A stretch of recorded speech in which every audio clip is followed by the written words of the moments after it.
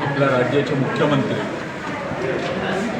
देवेंद्र फडणवीस मागील 20 वर्ष झाले यांच्या डोक्यामध्ये हा विषय सुरू होता की सर्वसामान्य नागरिकांना ज्या सुविधा मिळायला पाहिजे त्या कमीत कमी दरात मिळायला पाहिजे।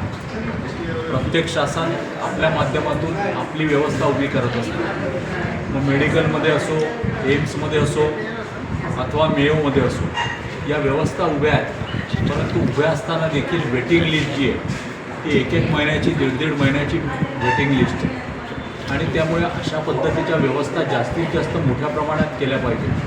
उच्च तंत्रज्ञानांनी ज्या मशीन्स आहेत त्या मशीन्सच्या माध्यमातून केल्या पाहिजे आणि त्यामुळे भारतातील सर्वात मोठं सेंटर ज्या ठिकाणी 2 MRI, 2 CT scan, 2 ultrasound machine, 1 x ray, 1 pathology आणि 25 डायलिसिस मशीन्स या एकाच वेळी कार्यान्वित होत आहे। याचं लोकार्पण येणाऱ्या रविवारी 22 मार्चला सायंकाळी ठीक 6 वाजता राष्ट्रीय स्वयंसेवक संघाचे सरसंघचालक परमपूजनीय मोहनजी भागवत यांचे शुभ हस्ते माननीय नितीनजी गडकरी, माननीय देवेंद्रजी फडणवीस, माननीय चंद्रशेखरजी बावनकुळे, माननीय आपल्या महापौर नीताताई ठाकरे, माननीय राज्यसभा खासदार, त्याचप्रमाणे नागपूरच्या माजी महापौर मायाताई युनाते, या महाराष्ट्रातील मंत्री मंगलप्रभातजी लोढा, पंकजजी भोयर, आशिषजी जयस्वाल या सर्वांच्या प्रमुख उपस्थितीत आणि नागपूर शहरातले, जिल्ह्यातले, विदर्भातले विविध आमदार,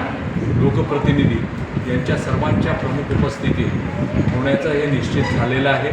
आपल्या सर्वांना मी आपल्यामार्फत विनंती करतो, चॅनल्समार्फत, प्रिंटिंग मीडियामार्फत विनंती करतो की यामध्ये सर्वसामान्यांना परवडेल अशा किफायती दरांमध्ये सुविधा उपलब्ध आहे।